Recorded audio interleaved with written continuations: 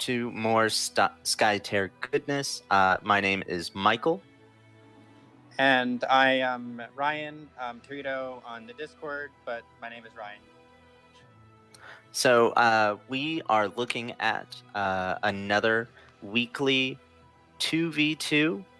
This one's going to be between Pastor Ian to his friends, and Tim.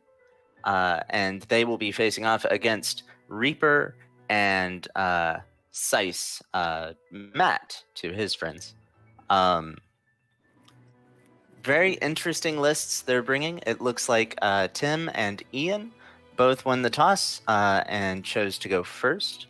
And both teams brought the Scourge of Puido, which is an interesting choice for the 2v2 to have both lists bring Scourge, I think. I'm going to go tell the players they can get started with their drafting.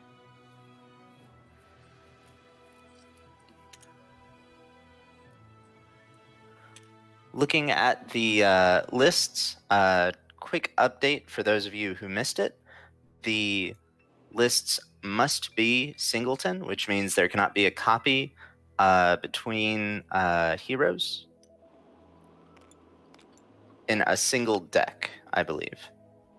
So it's actually each player has 3 heroes, and they can't have any multiples in their 3, but they can still have 2 copies between the 2 decks. I see. So we could potentially see, for example, 2 dodges, but they would be out of different decks. Correct. And this will be split deck. They'll each have each player will have a 16-card deck.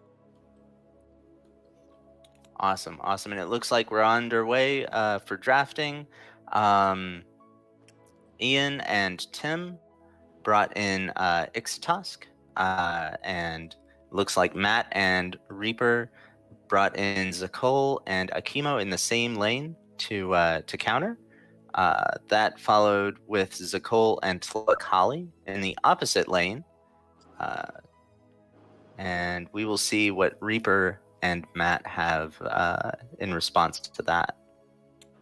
I can definitely say that Tim and Matt, from what I've seen from their deck, I don't want to spoil anything, but I will be surprised if they don't choose Estrada here.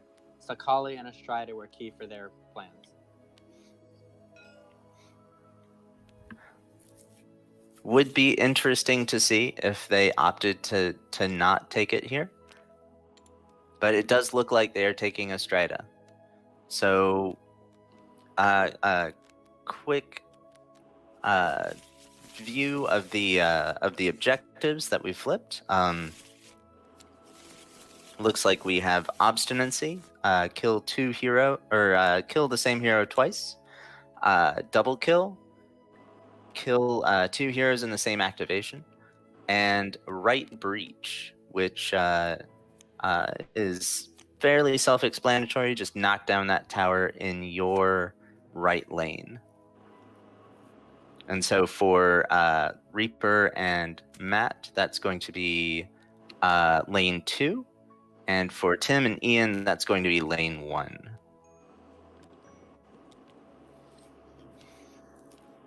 Players have drawn their cards. It looks like they've already started doing mulligans. We've got a Crippling Precision and a Sinkhole for Matt. We've got a Creeping Darkness and something else from Reapr. I'm not entirely sure what that second card was down there. I'm not sure either. One other point to mention. So each player controls 2 heroes. The players have their heroes tinted the colors of their hands or their player names. So that way it's easy, you guys on the stream or the viewers can easily tell who is actually controlling which hero. All right, looks like Tlakali is opening up with a Biding Time, and that is controlled by Tim. He also is controlling Ian+TimBunn. Looks like he's just tossing both of them into the into the bin. And following that up with an Amulet of Immovability to draw a card. Digging for something, I think. So each player starts with 3 cards in their hand rather than the normal 6 that you get in a normal game. 6 cards combined between them. The stream will only show one of the players for each, so we'll try and keep you updated on hand sizes if they're relevant for the other players.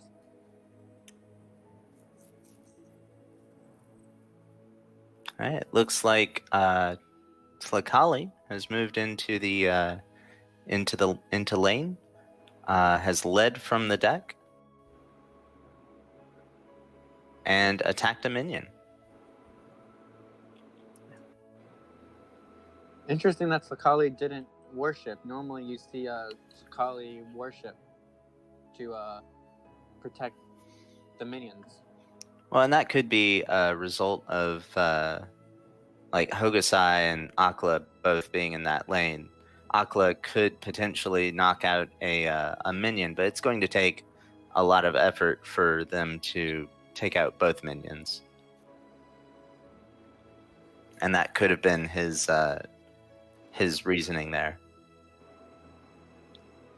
Okay, it looks like they are activating Akla, I think? Nope, Hokusai. Missed that arrow. So this is Matt activating Hokusai. This is Matt activating Hokusai. Yep. Also worth noting, the action buttons only work for the red and the blue players, so the teammates are doing the action buttons for them. I see. So he opened with a skirmish and then moved, and now it looks like he's leading from the hand. Yes.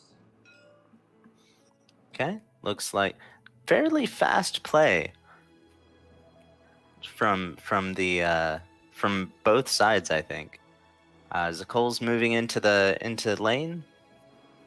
Here's the pillar. This is the pillar that we kind of expected, but didn't see early on. Yeah, it might have been because the Biding Time found a good lead on the deck that he wanted to use, so they kind of played around that instead.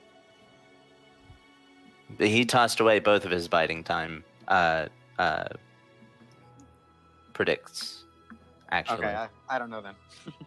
I'm also confused. Maybe but we will see how things go. Yeah, maybe he messed up and realized, oh, I should have put a pillar, and then Ian was like, I'll go put a pillar there for you. That's definitely what happened. Just a show of how teamwork really plays into this.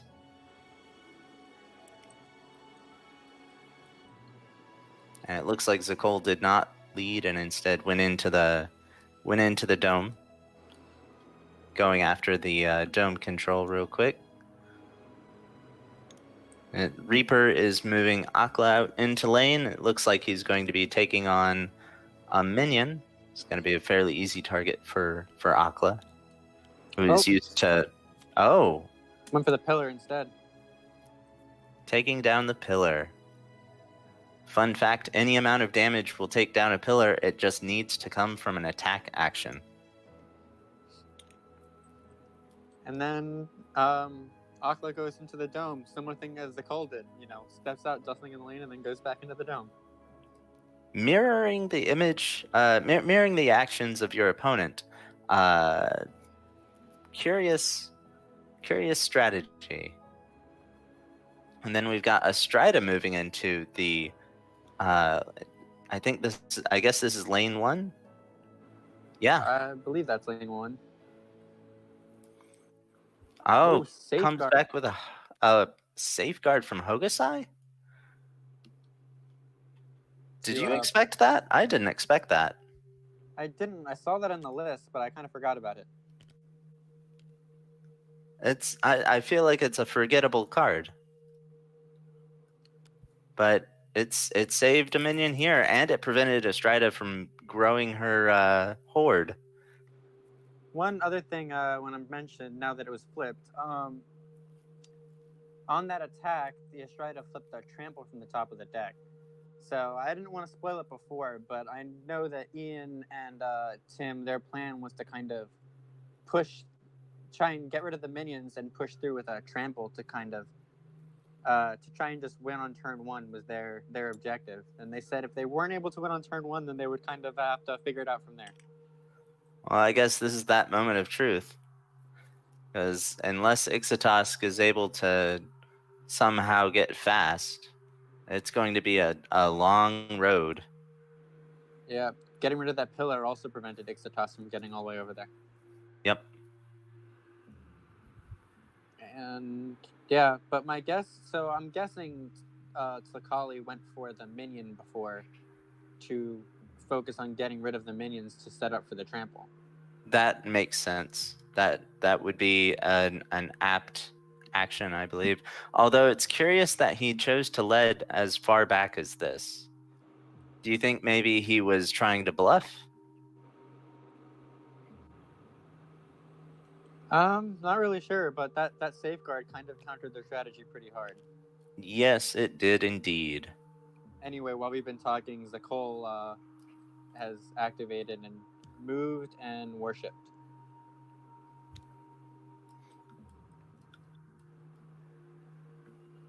Okay, all right.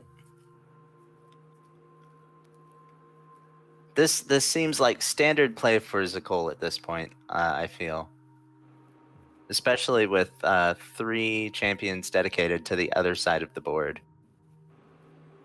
Yeah, normally I like using Zakol in the dome to kind of push people out of the dome for dome control, but that's also a very valid use of Zakol.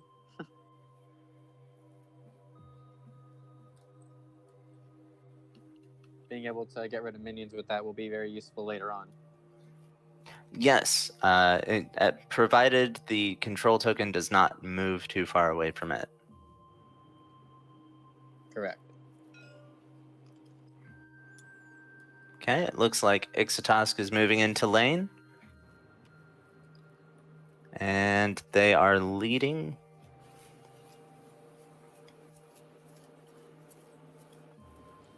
And I think we can expect a worship action here. Yep. You were correct. So they saw that their strategy probably wasn't going to play out the way they wanted it to. Like you said, the safeguard pretty well countered their strategy. That being said, Astrida, by worshipping Astrida, it prevented Astrida from actually getting adjacent to the control token for the trample. So I'm not. Actually, Astrida didn't even have the trample in hand, obviously. So, and Ixotas was too far away. So I'm not sure they even had that option at that point anyway. Yeah, because they had already lost the pillar at that point, right? Correct. Maybe they were going for broke? Looks, I mean, they might just be trying to push the right lane, go for the right breach normally. But the trample strategy is going out the window.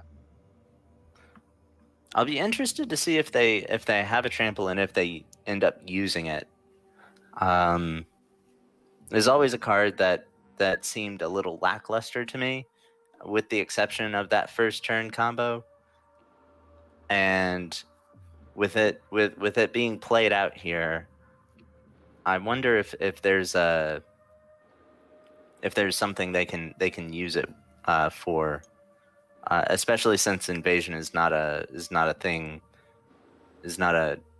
objective. Okay, it looks like Akimo is moving into the dome. Gonna try to secure that Scourge of Guido. Yeah. So with Matt and Reaper, I'm choosing both Akla and Akimo as 2 of their heroes, and having the onslaught and double kill objectives. Sorry, obstinacy and double kill objectives. I really feel like they're going for the one of those objectives, and also getting the dome here will help them with Scourge of Guido, which will really help for their strategy. Definitely, it looks like Akimo has flipped a +2 for a skirmish? Yes. Probably preparing for a lot of damage next turn. That makes sense. It looks like, yep, they're going into control the minion phase, checking control. Yep. And I think both, they both have win. 3 in lane 1, right? Yeah, I think they win by 1 here. 2. Because they have 1 more hero and 1 more minion. Oh, I see. That's right. I keep thinking that Akla is still in that lane. I'm literally staring at the board right now and thinking Akla is in that lane. I mean, he's dark blue. Obviously, he's in one of the bushes, right? He camouflages. Exactly. Okay, so Okay. the lane 2 had 3 for Ian and Tim, and I believe that was a 2 from Matt and Reapr. And so yeah, so they win by 1. And they're able to successfully move the control token away from the Zakol pillar. Yep, will be interesting to see how they position the minions, see if they try and keep it away from the pillar. This is one of the issues that you have with these snapping control points, is the pillars and the illusions on top of them kind of lend themselves to knocking the minions over. Yep. It looks like Ian and Tim were aware of the pillar, though, and strategically positioned their minions away from it.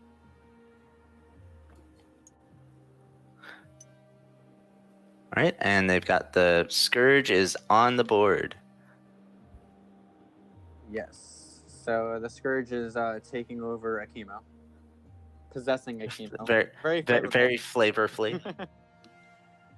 And do you think he goes after Zakol first, or do you think he just goes straight for Estrida?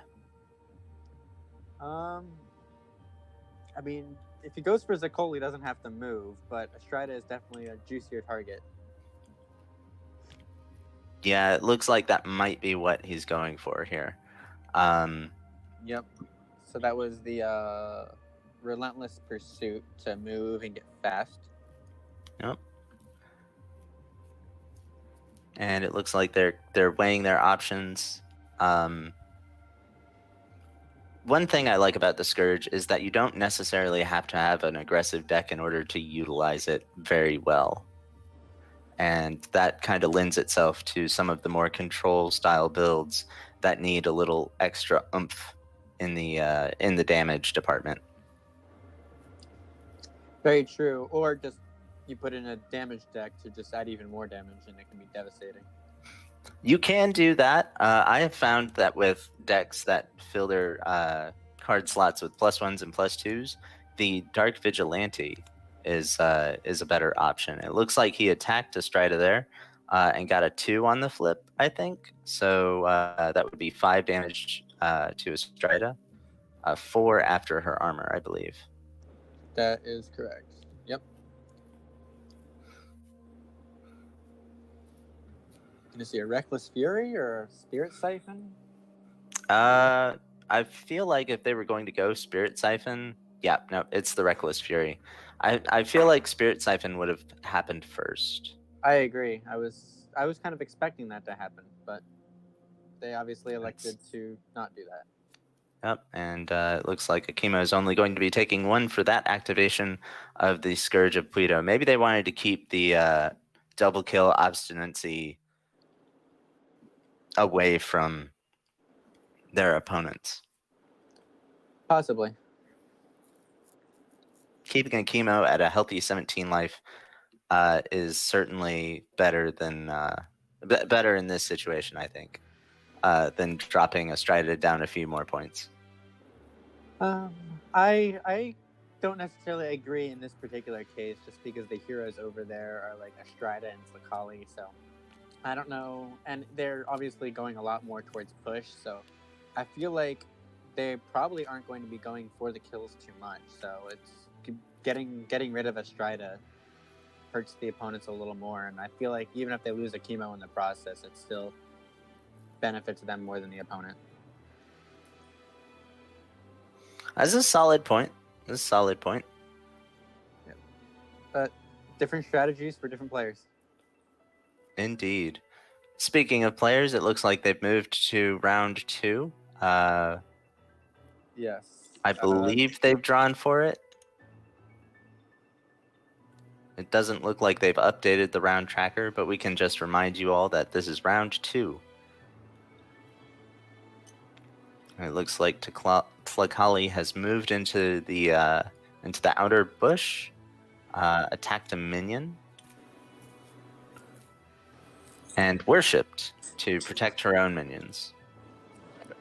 And they moved the token to round 2.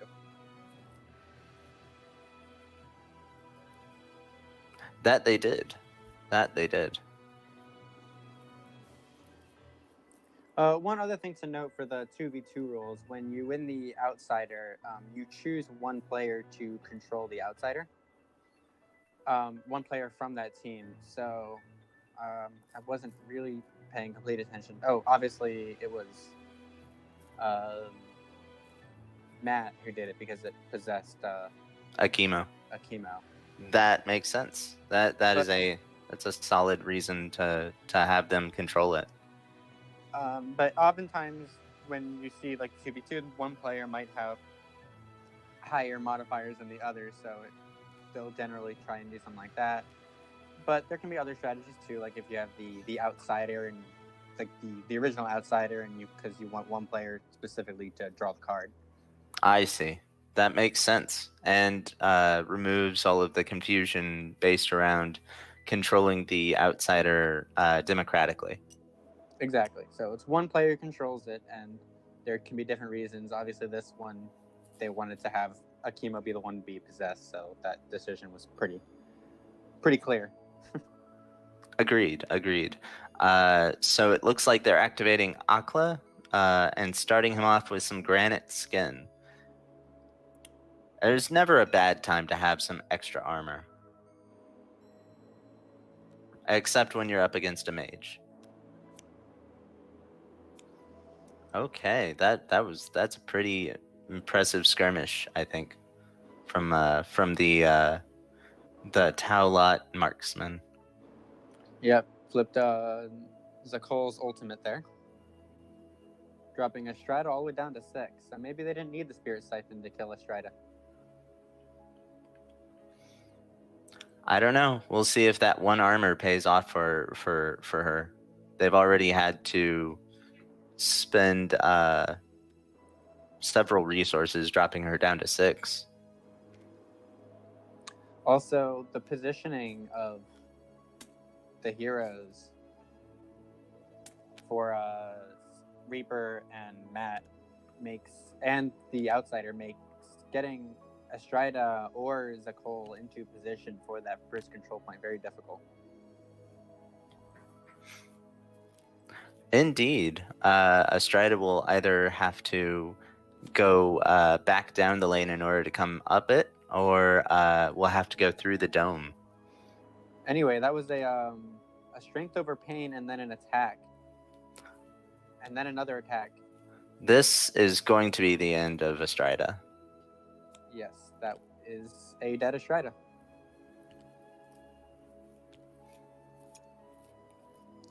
So I'm guessing their reasoning for not using the Spirit Siphon there was because they figured we can kill Astrida without it. So might as well keep a chemo at higher HP, which makes perfect sense. Yes, it definitely does. And the players have drawn their cards for that. And unless... Oh no, Akla does have one additional action. Yeah, they have attack showing twice, but we are using the new Frenzy rules, so it doesn't use an action point for that. So they should have another action. Yep, they realized it.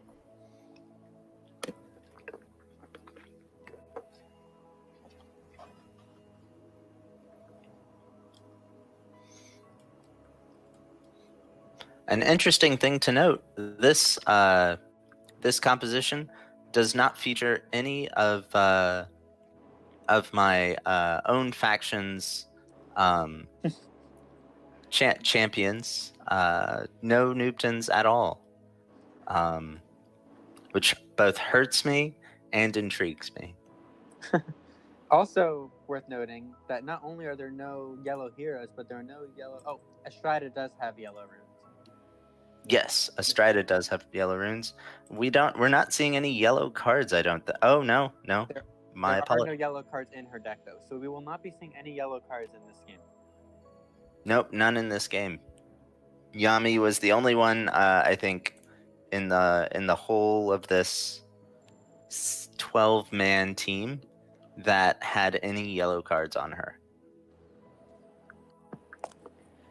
So on their deck list, the team of Matt and Reapr had, in both of their decks, had all three of the cards that give frenzy. So they were definitely going for and a lot of +2s and crippling precisions and stuff like that. So they're definitely going for a lot of high power attacks with frenzies. While Tim and Ian went obviously with the tramples, as I mentioned before, and things like Presence and Bewitch for pushing. So two very different strategies. Indeed. I'm really liking this singleton format. It's making for some really interesting plays. I mean, we already saw the safeguard earlier. We've seen the like you mentioned, the trample. Creeping Darkness is a card that we probably wouldn't have seen before this, so very interesting. Miyuki also had yellow cards in her deck, but Did she? yes, but again, they didn't use Miyuki. They did not. I see it now. I see it. Huh. I guess those were for more aggressive compositions to take against. So while we've been blabbermouthing over here, it looks like they have been activating. Wait, was that whole thing Akla's turn? That was Akla. That whole thing was Akla. So we've missed nothing, folks. Yes, it looks like Akla decided not to lead and worship instead. But now we're back over to Ian and Tim. It looks like Tim has moved Ixatosk up into the lane, attacking a minion. And skirmishing, perhaps?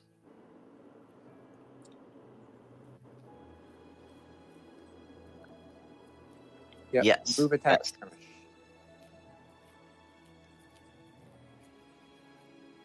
So we're going to see if they are able to flip more than a 2 or a 2 or better here, as otherwise Zakol's armor will just. Oh, maybe they're not doing damage here. They are not. They're opting to not do damage here. Yeah, sometimes you don't want to do the 0+ against a character because you know it's not going to do any damage, and you'd just rather draw those cards. Yep, and other times even if you're not expecting to do damage, you want to flip the card because you may have already flipped cards that you want, and you want to cycle through your deck a little faster to get back to them. That is also a situation, indeed. So it looks like they're activating Hokusai. Yep, that looks like a move or a skirmish. Skirmish. Okay, and doing 0+ to Tlakali. 1 is not going to do anything because she still has the armor there. Hokusai has not marked her yet, but he may here. But it looks like he's first going to attack the pillar. With a card I'm sure he is happy he attacked the pillar with. Yeah, although he probably would have preferred that be in his hand. You are probably mostly correct there. Yeah, and that was a strength over pain, which would give Frenzy. And as I mentioned before, Frenzy is something this deck seems to be built around. Yep. Yep. One other thing that I think is pretty interesting, at the end of the first round, Akimo marked Zakol, and he has not done anything to Zakol since then to use that mark, and Zakol also hasn't activated at all and lost the mark at all. Just kind of been sitting there. That is an interesting insight. I'm not sure. Maybe they've forgotten that Zakol is a thing. They're not going to be able to forget him much longer. He's going to need to be activated on their next turn. That is true. Will Akimo try and take advantage of that mark before Zakol activates, or Akimo could decide to run over to Slakali instead? Meanwhile, Hokusai has marked Tlakali, as we had predicted, and did what looks like 2 damage to the young minion keeper.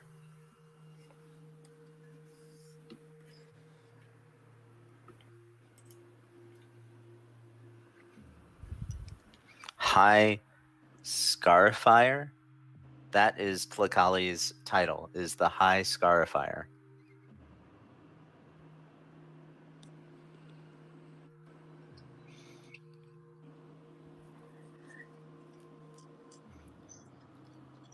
Okay, so it looks like they're weighing their options with the Skytear Flux, possibly thinking about casting something. Yep, here we go. It looks like a gank from the dome. Interesting.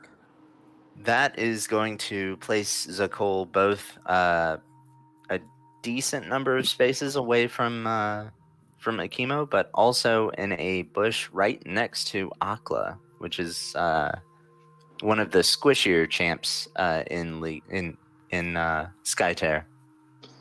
Yeah, he's I'm guessing. Well, this is the other Zakol, so what I'm gonna say isn't too relevant, but is relevant with this particular action. But I'm guessing Matt and Reaper are probably gonna have to start being pretty concerned about that right breach at some point. And I'm guessing Zakol using the gank to get in there, using the Skytear Flux to do it, by the way, is a move to kind of push that point even further, really going for that right breach.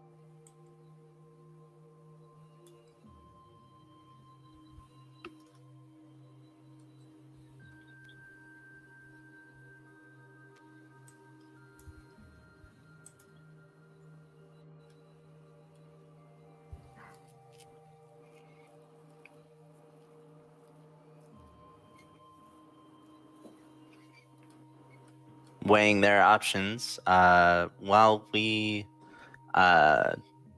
wait to see what they decide to do. A point of note, the dome is completely empty. Yes, but the team of Matt and Reaper do get the last 2 activations, so they can get the Scourge of Quito pretty easily if they so choose. Yes, yeah, I imagine that'll be their prerogative once it becomes their turn. Once Zakol finishes off his turn, I believe that will be one of their one of their activations. I can't imagine why it wouldn't be. Me neither.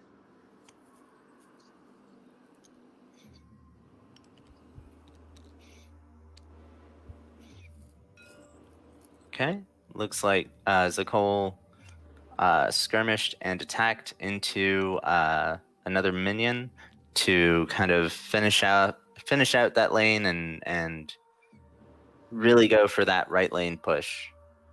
Yes.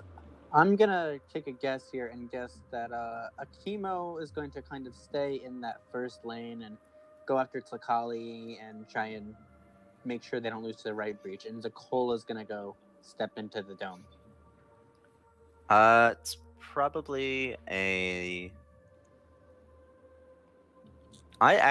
What he could do here is he could skirmish after Tlakali, attack, and then run back to the dome, and still have that much damage on Tlakali.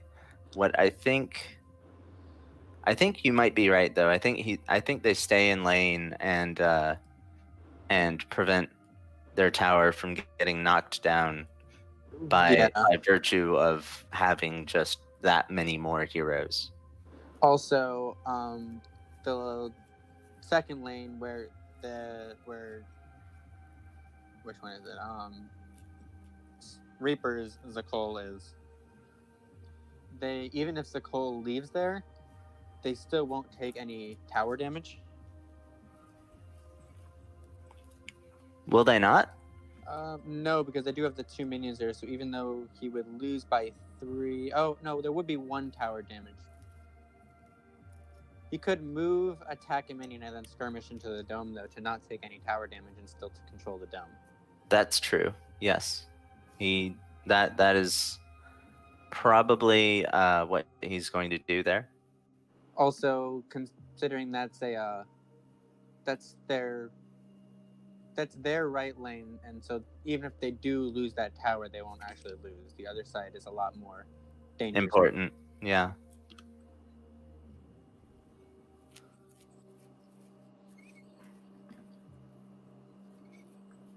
It'll be very interesting to see. Oh goodness! I forgot about the Tusk making Zakol slow, so that move, attack, skirmish option isn't really much of an option. But I guess they don't need to move. He can attack the minion right next to him. Yeah, and he can just. Oh well, I mean, Clear Mind will fix that issue right up. As it turns out, the solution to a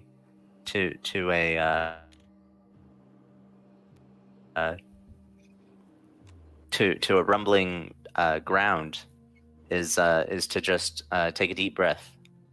Yeah, but it seems that he just decided to move Zakol all the way over to the first lane and ignore the dome there and focus on holding that lane. We'll see if Akimo decides to go into the dome, or if he's just gonna not go for the Scourge this turn and just ignore the dome, I guess. It's possible. I still think that he's going to go after Tlakali, do the attack, and then run back to the dome. With his fast, he can do it. What are they discussing right now? I saw a ping on Ian's Zakol and a ping on Tim's Tlakali. I wasn't. It looks like they're discussing something. I'm not sure what. I think they were discussing how far away the pillar actually was from Zakol.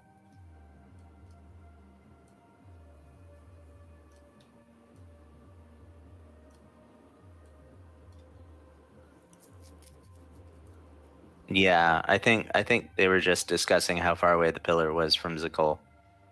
Okay. All right, so there's the skirmish from Akimo. For 3. Yep, and that was the last card in the deck. So assuming they were keeping track, they probably could have predicted that. Yep, I imagine that was the case. Yes, and then I think we can expect an attack.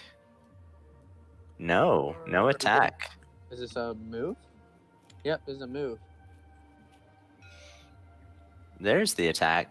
He's attacking a minion because math, I suppose.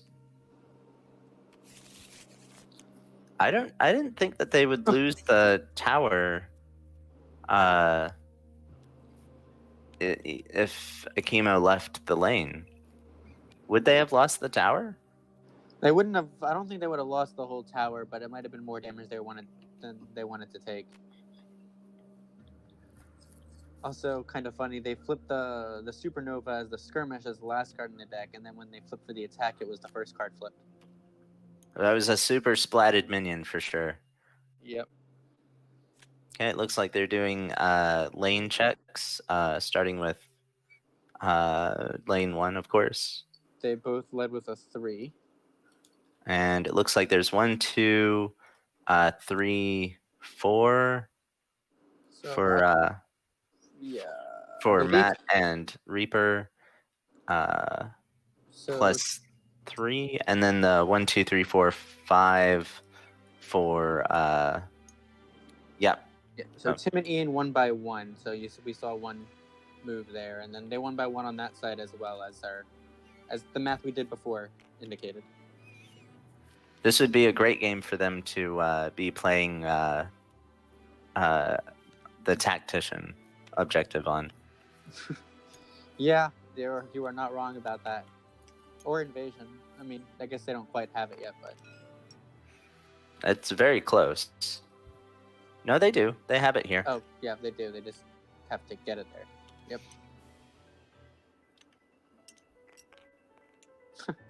Zakol appears to be unable to hold his liquor.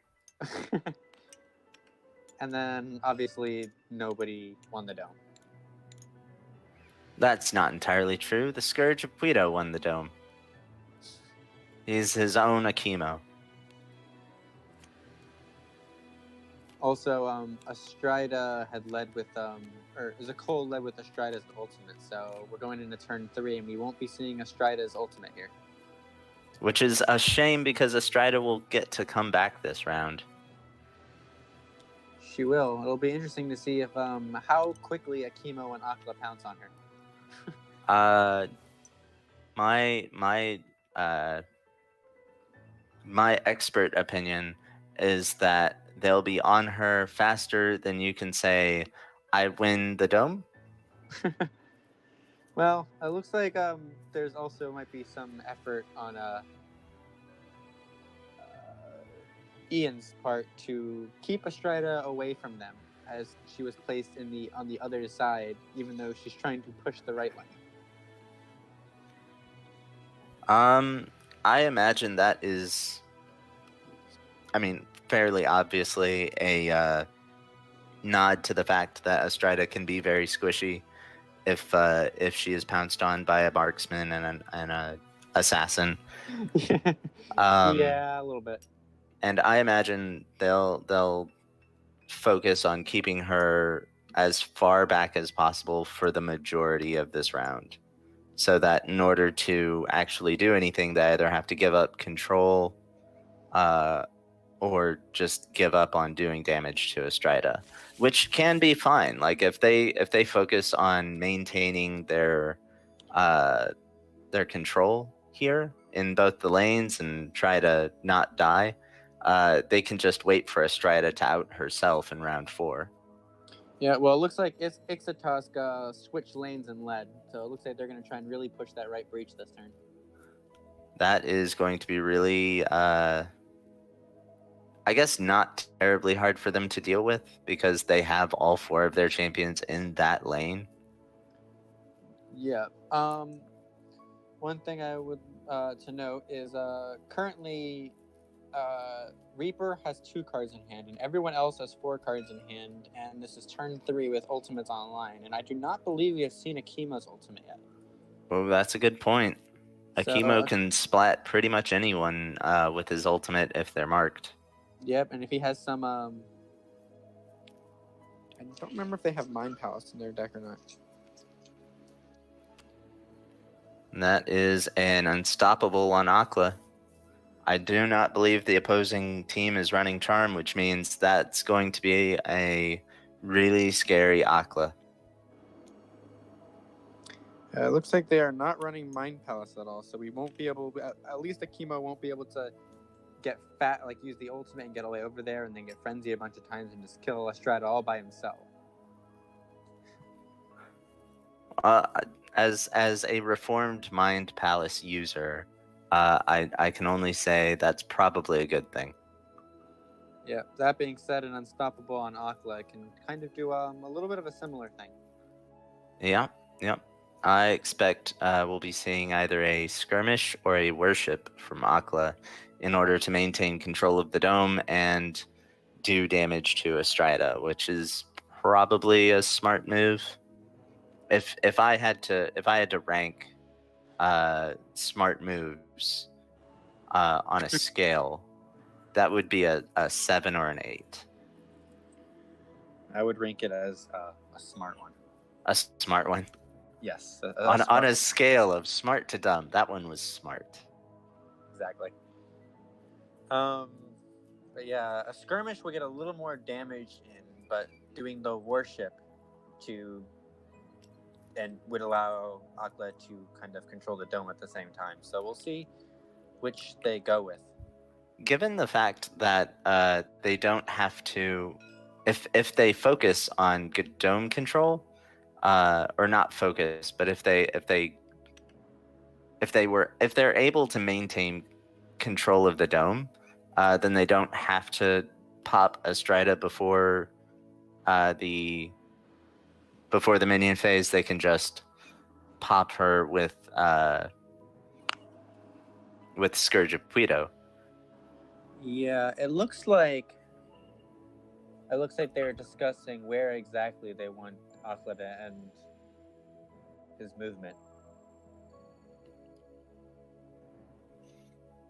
See, I feel like it's hard to make any argument where he doesn't skirmish here, because even though the dome control is very, very nice and it's worth noting, I feel like the damage that you lose, yeah, there's the skirmish, and the reason I expected that was because I don't think that they expect that they'll survive past this minion phase on lane 1.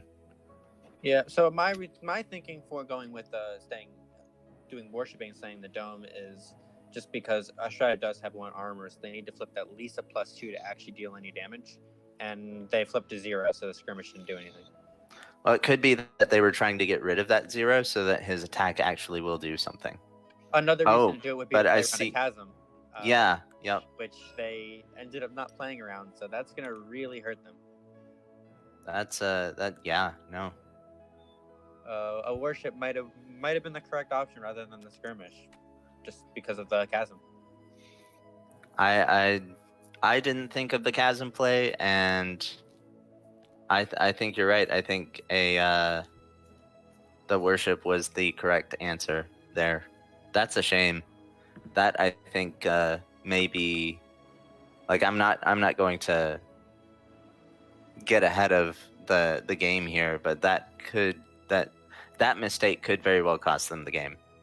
Another thing worth mentioning, I don't know if would make a huge difference, but I think they should have gone with the removing the frenzy token first rather than going with the actual attack, because the frenzy token got wasted and they could have had 1 more action left if they had done it the other way.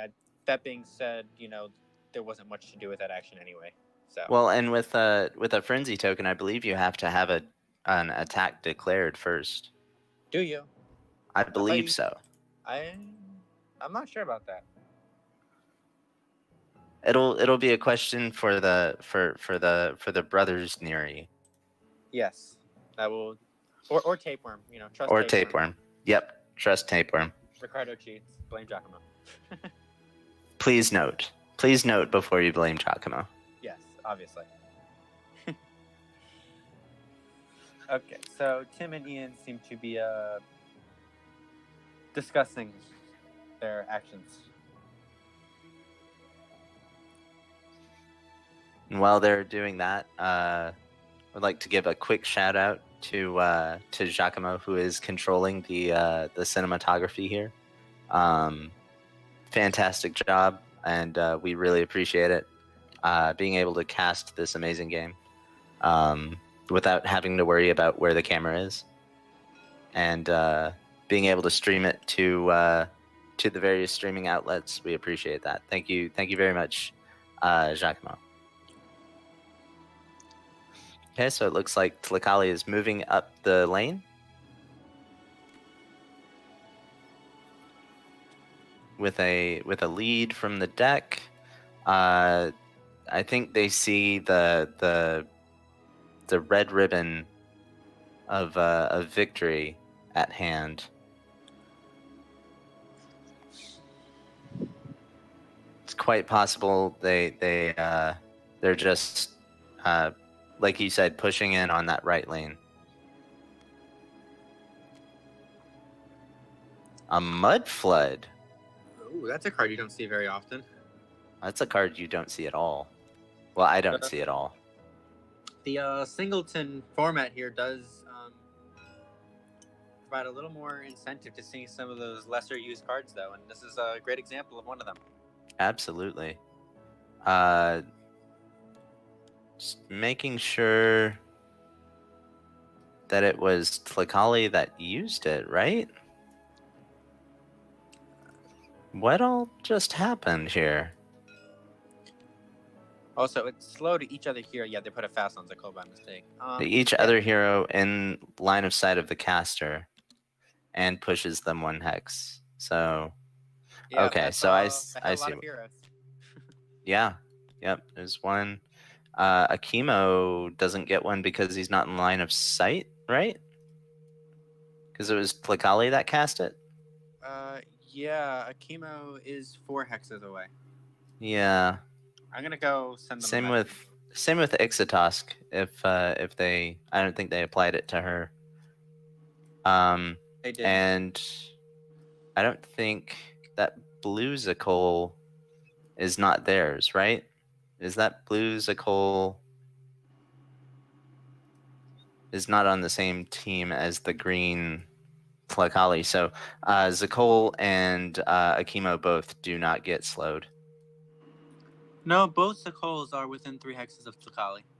Yeah, but Zakol is, or no, yeah, no, he was right here, wasn't he? He was right next to Ixatosk. Never mind. But Akimo, maybe Akimo was right here?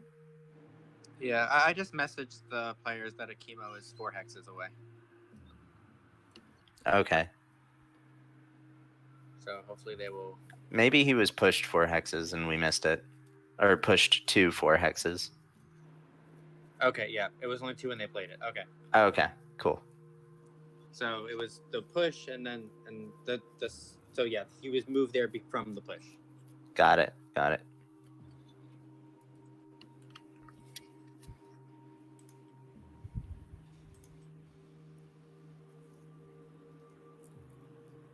They just did it too fast for us. It was a flash flood. It was a mud flash flood.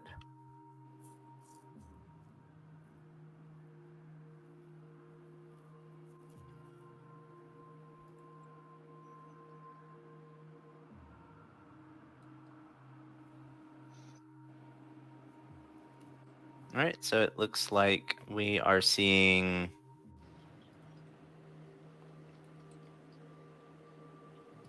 Ian's Zakol, possibly? No, that doesn't seem. No. This is still Tlakali, I think.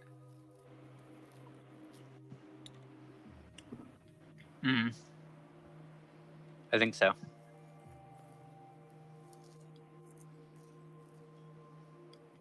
This is either Ian's Tlakali, I think. Is it? No, it's either Tim's Tlakali or it is Reaper's Zakol.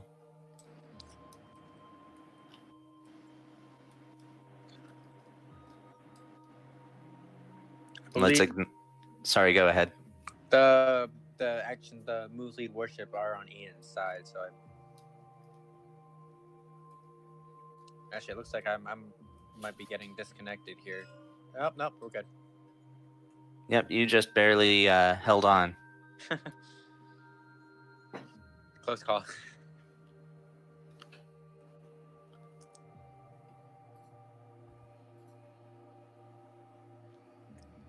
Okay.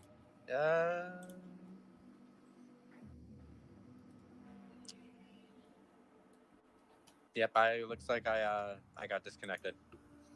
Oh no. I will try to maintain the speed of things while you are reconnecting. So it looks like the Hokusai is combustioning a minion and hitting the yep. So it looks like they're hitting Zakol and Lakali with the combustion, which is going to be 1+ piercing to those two heroes. We'll see if they have a response. It doesn't look like they do. So it looks like it's going to be 3 damage, piercing, and a dead minion. We already know how detrimental 3 damage can be just when you don't use any actions for it. Very true. It looks like I'm mostly back into the game here. Yes, I can see you now. So it looks like Hokusai skirmished after that combustion. And did absolutely nothing. No damage. Flipped that strength over pain again. Second time this game, it's got to feel bad that second time, right? Like, if it feels bad the first time, it feels even worse the second time. I do feel like there's a good chance we'll see an Akimo ultimate coming up on his activation. With Akimo being slowed, it's possible, but I don't know how likely it is. Yeah, maybe he will have it, but wait a turn to use it, or use it as a lead.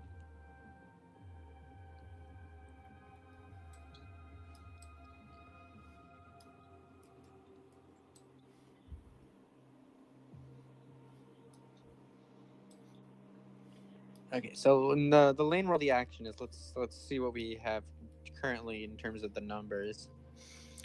So 4 minions and red and green, 3 heroes. So that's 7 for Tim and Ian with a blind lead, or 2 blind leads. Yes. And then Matt and Reaper have currently 2 heroes and 2 minions, so they're at 4. With no leads so far. So they're down 3 plus whatever the highest lead is currently. But there's still looks like still some heroes to go. Yep, looks like Tlakali was marked by Hokusai. And it looks like they're just going to try to bring her down to dead in order to reduce the number of control points in that lane specifically. Yeah, looks like it, and that could be a good target for Akimo, killing a hero too, if he does have the ultimate. Yep. Also, Hokusai led from hand, which will probably be a 3, and could be Akimo's ultimate at that. I don't know. If you keep expecting it, it could very well be that they're holding on to it to play it. How many 3-mana cards does that side have? I wonder. They've got Dragon Punch, Unstoppable, Supernova, Possession, and Sinkhole, and Reeve. So 6 total 3 drops. Yep, and he still has 2 other cards in hand there.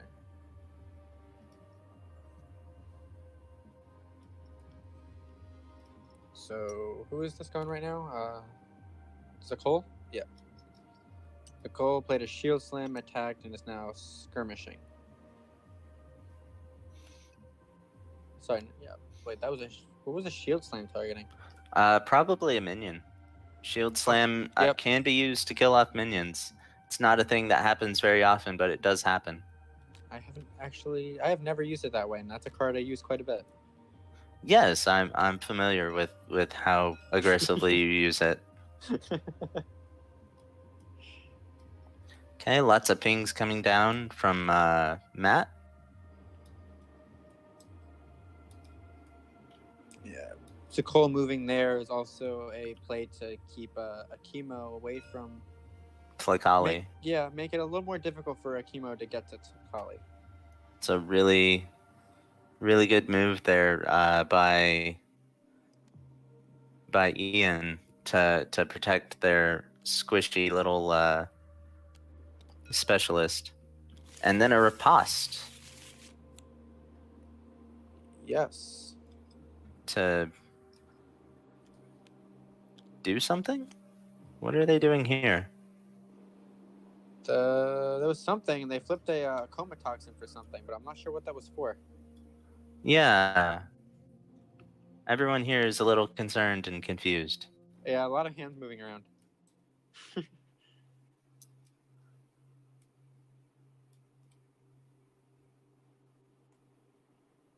It wasn't a card played that I can't see for sure.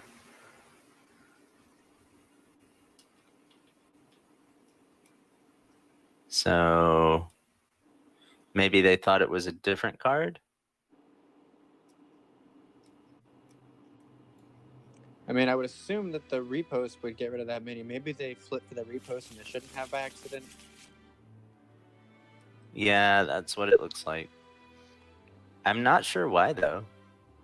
It does 1 damage to a minion and the caster gets +2 armor, and that's for the activation. Yeah, it was probably just killing a minion, flip a card, just kind of like a instinctual thing, You can only use that but you flip a card, killing a minion, flip a card. They probably just did it and then realized, oh, oops, I wasn't supposed to do that, and they were trying to figure out how to deal with it. So it looks like they just put it back in the deck and shuffled it. Oh, I see. I see what happened. Yep.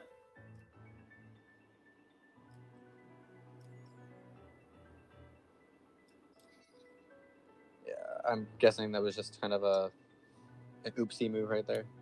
Probably. Did they get rid of the minion from the repost?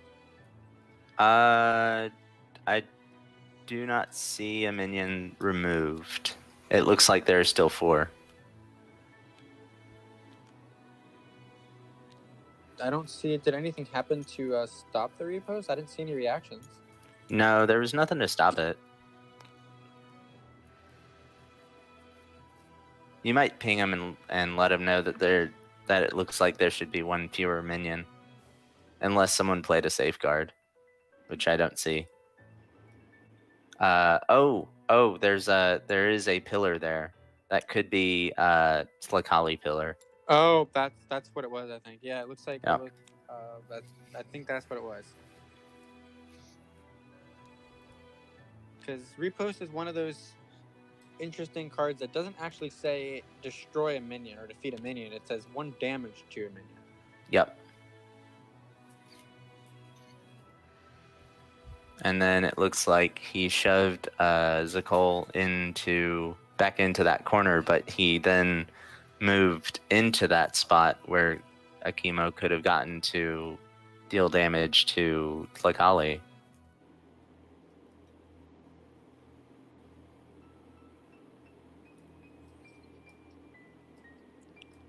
Yeah, one other thing with that coma toxin, he did put it right back on the top of the deck really quickly. So he noticed it right away and was like, "Oh, oops, what do we do?" It's kind of amusing watching all the hands move around frantically, though. It is nice to see that the community has that much integrity, though. Like, it's just nice, For sure. And I'm sure he also didn't want to flip the coma toxin there anyway.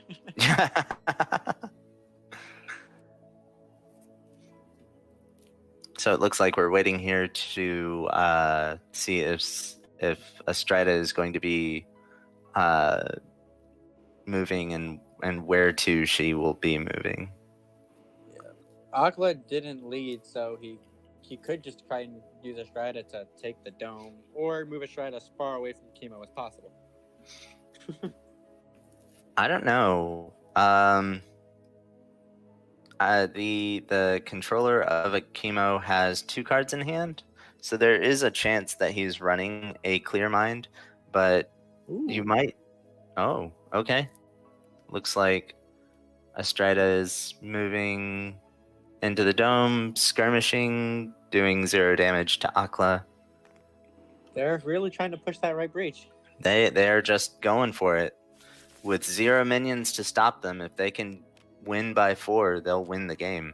Yep, and a fourth blind lead in that lane. That's a lot of blind leads. And now they have to hope that Astrida doesn't die here, which she, it's very likely that she does live. But you and I both know that Akimo can do pretty nasty things.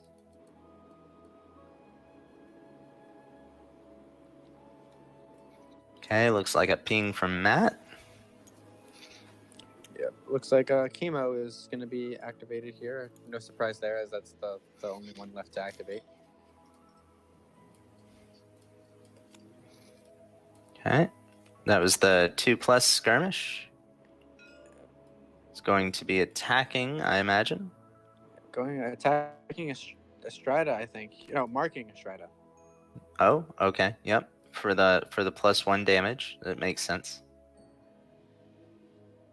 Is he And I just gonna don't- try and kill Estrada right here, and will he be able to? If he can kill Estrada here, that would end the game before they lose to the right breach.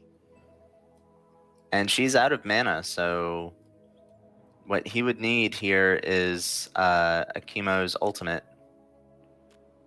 That is 6 damage. Is not going to be enough. There's the ultimate. You called it. Oof. I did.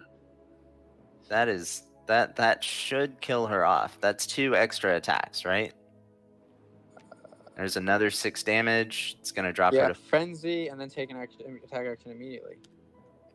So it's 2 extra attacks. Yep. That's a dead Estrida. And that's game. On obstinacy. Wow. That was...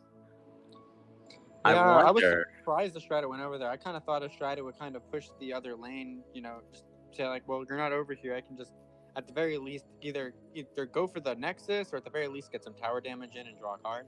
Well, I figured he would just move over to the bush or just like stay in the dome, try to not draw too much suspicion. But Yep, and if he did go into the dome, he could have moved it all the way to the other edge, just make it difficult for Chemo to get over there. Yeah, and it slow was really could have made that a lot more difficult. It looks like you DC'd again. I did. My internet is being great today. Awesome. So fantastic. Yeah, is James? I know James was mentioning that he was going to be away from his computer a little bit. So if he is there now, we can try and hop over into the Discord to interview the players.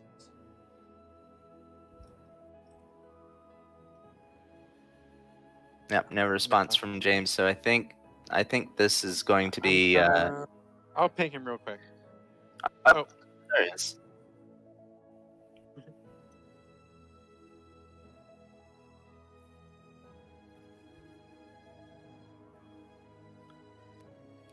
Oh, why can't we go into the Discord for that?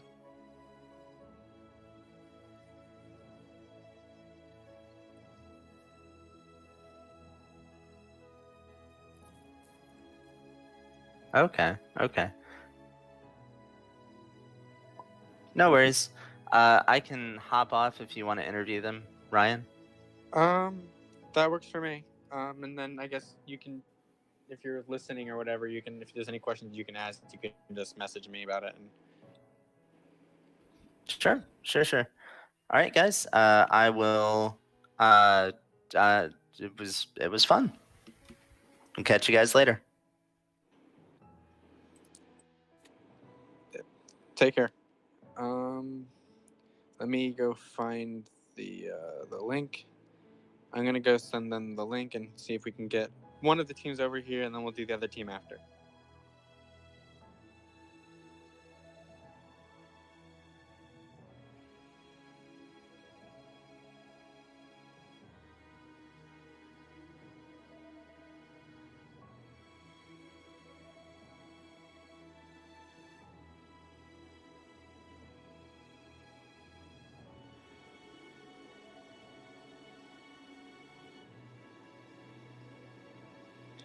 All right. Looks like we're gonna get one of the teams. I'm not sure which one we'll get first.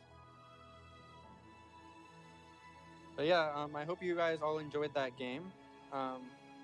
It was cool to see Akimo just basically take out a shred all by himself, and if he had come a little short there, that would have for sure been a right breach for Tim and Ian. It's a very, very fun game, and for the first time in a while, the 2v2 was not one person just completely breaking the format. So that's good news for the future of the format, and we have the 2v2 league starting up pretty soon. I'm gonna make another post on the Discord about that probably after the stream, reminding people to sign up for that, and we're gonna try and get started in about a week. I'm in here. Yes, I hear you, Matt. How are you doing? I'm doing all right. How about you? That was very fun to watch. It was a very well played game by both sides. Oh man, my heart's still pounding. Like I did not think that we were pulling that out, and they had that really tough decision there at the end. So I think sorry. Yeah, for sure. I was watching. I was actually telling Michael for a while, saying like, I haven't seen Akimo's ultimate yet, and you already put his deck. I feel like that's probably in their hand. I wonder if we'll see that this turn. Yeah. Yeah, it was definitely the nut draw card that it was like, this is the one that can really do it for us.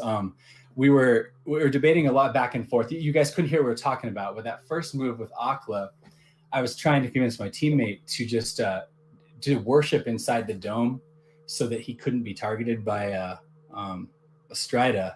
And he wanted to do that extra damage on the skirmish, and I was like, I don't know, what if she has something? We kept talking about Sinkhole, and we're like, she can't have Sinkhole. She's blue-yellow. And then there you go. We didn't. I got Chasm. Chasm instead. So, yeah. Yeah, well, I nearly decided to super game at too. So, is Reapr coming into the chat? He is. I don't know how you're talking. Are you? It doesn't look like you're in the chat here, Justin. Oh. In there. Are you just talking? You hear me? I can hear you, but I don't know. Are you talking through Discord? I mean, I can hear you too, so I guess it's working.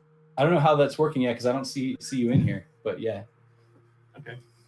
If you hear me, then yeah. Okay.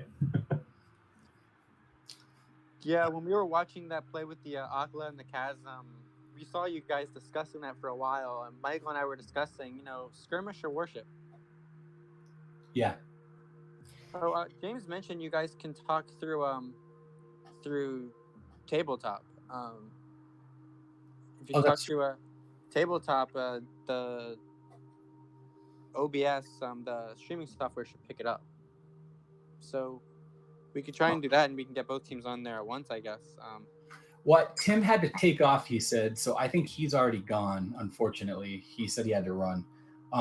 So I don't know if it's available, unfortunately. I don't know if his teammate was. We can ask him. Let's, I don't really want to keep jumping around with different chats and everything, so we'll just talk to you guys, and then we'll talk to Ian after. Okay, sounds good. But yeah, we were looking at that worship and skirmish action. We're talking about, well, skirmish could get a little more damage in, and then I pointed out the fact that Ostrada also has one more armor, so it's not actually guaranteed to do any more damage. Yeah. I think the Chasm, it looks like would have worked either way, because either the Chasm, he could have just pushed both of them back one hex away from each other. So I guess it ended up kind of being a moot point because Chasm was like the answer to either of them, unless he ran right up to the edge of the dome. Chasm does target a hex, so. That's true. Right. So yeah, it would have had to involve him running all the way up to the dome, because otherwise he would have had that one space in the middle between him and them.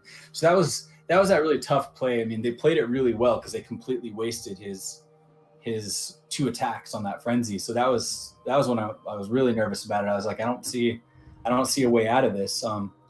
But they were doing the math in chat there as far as like needing to win on the right side, and they were looking at the math, assuming we had a 3 down and they had a 3 down, they weren't going to break it by 1, and I guess they felt like they really needed to break it that turn. And so they didn't think with Estrida that I'd be able to blow her up, and it was going to be tough. But Hokusai's mark ability and then Akimo's ult is just incredible. Yeah, definitely. And actually, I was just thinking about it. If you stayed in the dome and put the pillar right on the edge of the dome, she could have chasmed on herself and pushed herself away from the pillar. Yeah. So there was actually nothing you could have done to get around the chasm. Right. Yeah, that's what I thought was, if not that she had chasm. I just figured either way after it was played, I was like, well, it doesn't. I mean, she chasms herself away one, or so yeah, it didn't really matter. I think that at the end that was just kind of the way it was. Yeah. In some ways, it was good for us because it got out her big defensive ability against you, who even though you were going to hit hard, you were going to hit less hard than Akimo. So we ate up her 3 mana there with it, but I just did not see it going and playing that way. We did not expect to be going up against Estrada. We thought Estrada was a red herring, and what they had told us was that they had planned to do a build where they used Trample. If they had a breach, they were going to try to use Trample turn 1 to push the token up, and it turned out that having Safeguard in my deck, in my hand, opening hand, stopped that. I hadn't even thought of that happening. Yeah, that was interesting to see. I don't usually see Safeguard. I wasn't aware that they told you ahead of time that they were trying to do that. So. Oh no, they told us after the game was over. Oh, okay, yeah. No, those forehead. They mentioned Tim mentioned to me ahead of time that their plan was to try and win turn 1 with Trample, and if they didn't get it, then they were going to have to try and figure something else out from there. Fair enough. Yeah, and I think for me, the one objective that I was worried about because they had Estrida was a breach on either side. So when that was turned over, I was like, they got the breach that, or there is a breach there, so that means Estrida is a possibility. I still didn't think it was good, they were going to play her, but yeah, that. It would have been pretty devastating if they. I don't think they drew into it. That was part of the problem, is they were missing the combo. But I think in the end, it may be moot because of the Safeguard. So, yeah, I think you're right on that one. Yeah, stopped that. A couple questions I had. Were you always planning to go for the obstinacy from the very beginning, or were you also looking at a double kill? We talked about the double kill, and the thing that we would have loved to do it if we could see it set up, but the issue with it was trying to set it up was going to be really tough. So honestly, I think it was going to probably be the obstinacy. Right. And then on the 3rd turn, were you always planning to kill Estrada that turn, or were there times that you thought maybe we're not going to be able to do it? I saw you going for Tlakali a little bit. Were you just trying to hold up the breach and then maybe go for the next turn? So my thought was with Tlakali to try to go bait out any cards they might have, to try to see if we could get them to eat their resources. And then I was always going to go with Akimo last because I wanted to try to win by killing Estrida, but I knew it was a very distinct possibility that I couldn't. So I thought worst case scenario, I could use my ult and Frenzy to try to take out a couple minions and maybe save the lane. I really didn't want to do that. I was hoping to win for it, but that was my goal all along, was to try to finish her in the end. Obviously, I don't know, Justin, if you felt the same way. It's hard to talk as much in there, because you're not wanting to give away your strategies. But were you thinking the same thing, Justin?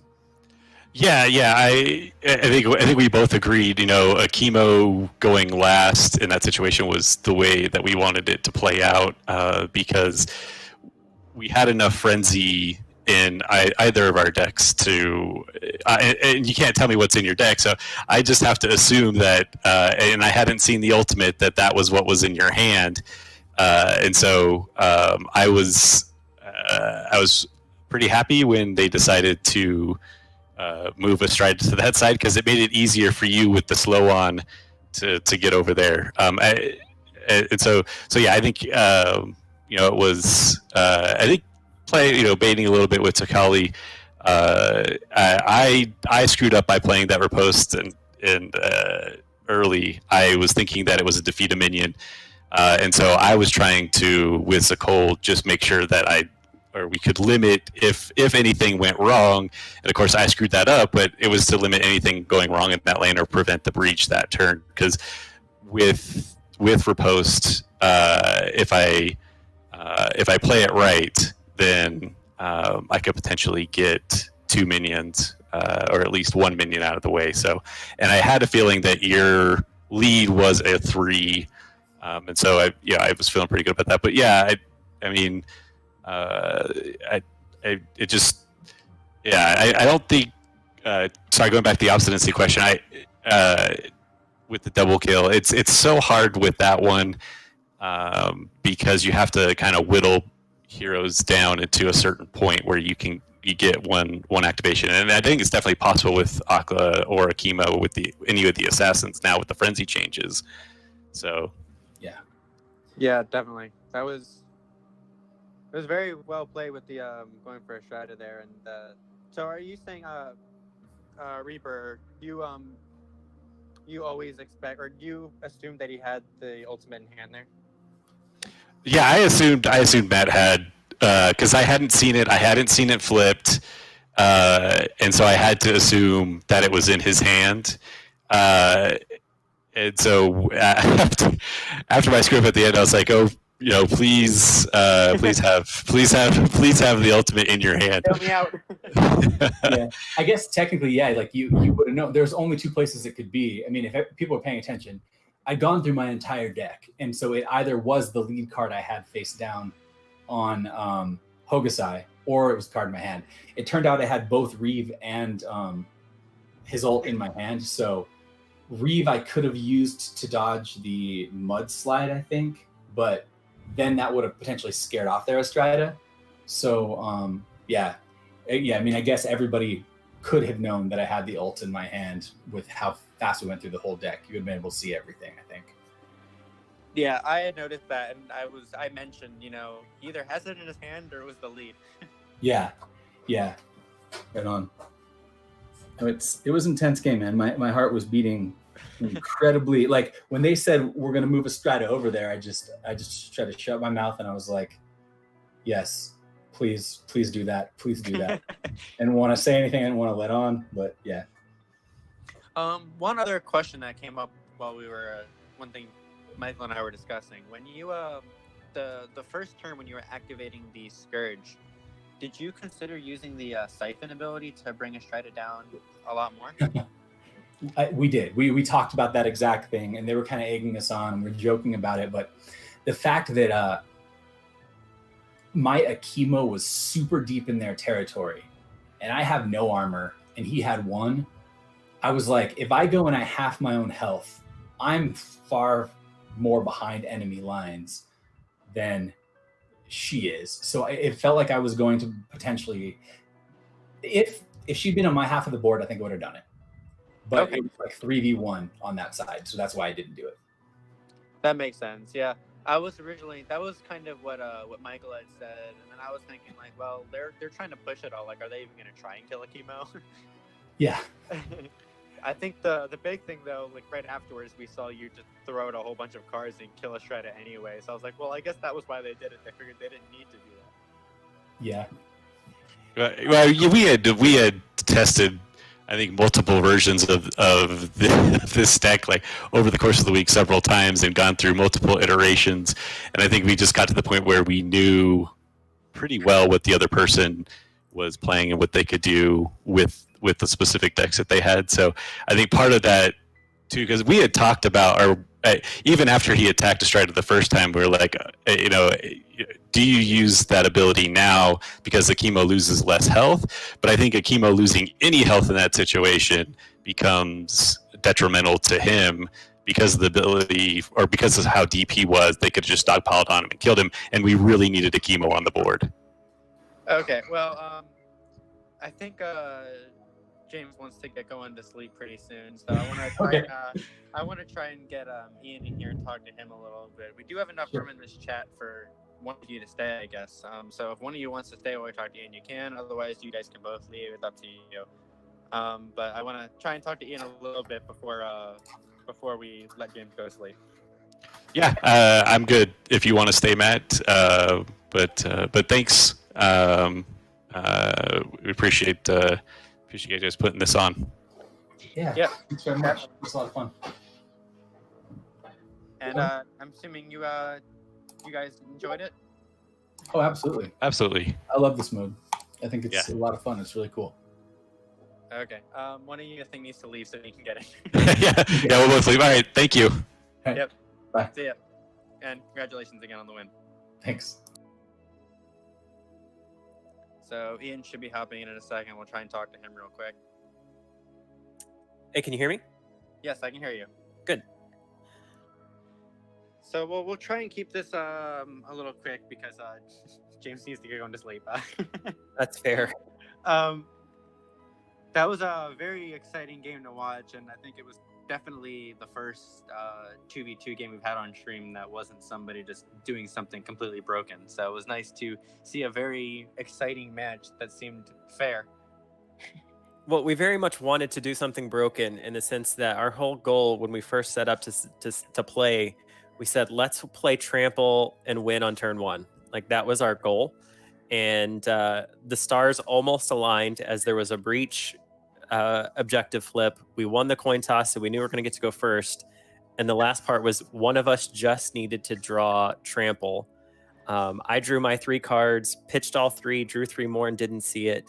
Tim drew his 3, pitched all 3 back and got back the predict card and an amulet. So he's feeling okay. Sees 2 more cards, draws a 3rd and still doesn't get it. So out of the 15 cards, we didn't see the copy of trample, which I think shows that playing the singleton in the 2v2 it seems to be a money spot. So it did not allow us to do the broken thing that we wanted to, even though I think our opponents would have been able to stop it by not allowing us to kill the last minion. We would have had to be a little more tricky to get that last minion, but that was the whole goal. And the fact that we missed on that one, we were just flying by the seat of our pants at that point. Yeah, and the safeguard was obviously pretty clutch for them too. Yeah, it was definitely a clutch play. Yeah, definitely. Did you anticipate at all that Akima would be able to kill a Strider there on the last turn? So Tim and I, our discussions were, right, do we bring Astrida up, and if she lives, we win the game. We feel really confident. I think we would have been at a 10 if one of us had flipped a 3 to what would have been their 6 at best. So we win by 4 and win the game. Or do we run Astrida to the left and just keep her alive and go to the next round? And we both said, hey, if he's got it and Akimo can do 16 damage, let's see some fireworks. Let's make it happen. And sure enough, they did it. So, it was our, I think in hindsight, we don't play to win there. We just play to go to the next round. I think that's probably the smart play. But we were playing for, hey, let's win this round if we can do it. Akimo had the 1 card. I think I don't think either Tim or I looked through the discard pile, which would have probably been smart to see that it was not in the discard pile. And that was just bad play by Tim and I to not use that ability to look at a discard pile. So yeah, I had been mentioning actually a while ago that when he flipped through it, I don't believe I saw it at all. I think it's in his hand. From sky-high towers to deadly interiors, you will constantly need to adapt your fighting styles. We can just go to the next round, but if you had brought strategy on the other way and went to the next round, your personalized deployment pod Akimo is your transport to the battle. still would have had that card in hand. You will be able to yeah, draw absolutely. in any part of It's the kind map. of like So pick your drop they spot probably could have wisely. still killed a Shredder the next Hit turn the anyway. ground So running, because even though you'll you start lost, with only a melee weapon. I don't think it was Hotly incorrect doing what you contested did. I think it was landmarks are probably still the known to right play. contain abundant caches yeah, of loot. because Tim and I we debated High risk it. is the chance of And we high thought, reward. hey, let's go for the win. I think if we bring her to the left, we probably blow up that left tower, and then just push a Nexus really hard, and it's just keep Astrida safe is the whole goal of round 4. More difficult than I think it really is just saying it, but it was fun. We tried something. We didn't see the card we needed, and we just played straight up Skytear. And I think for a 2v2, this was a great game. I think what you guys are doing to even out the playing field by doing the singleton cards, it really made the deck building interesting. Tim and I really had to go into the tank, like, how do we want to build this to make sure that we get the best spread of cards that we can amongst our heroes that we want to play. And it just added an extra twist. So I think kudos to you guys for making that adjustment. I think it's worth checking out in the future. Let's get a few more games of that going in and see if that's where we want to stick. But I think it was a good adjustment. Yeah, thank you for that. And from watching that, I definitely agree. And it was very interesting to see the very different approaches. You guys went with the very heavy push objectives, and they went with the frenzies and tried to kill as much as possible. But yeah, they definitely, like, he would have, if you brought a shot the other way, he could have taken they would have had the Scourging, could have moved to chemo basically with the Scourge all the way over there anyway. Oh, sure. Yeah. Yep. I think that was, I think you did what you had to do, and it was a very well played game on both sides and a great game. Well, I appreciate it. Thanks for letting us jump in and play. It was a lot of fun.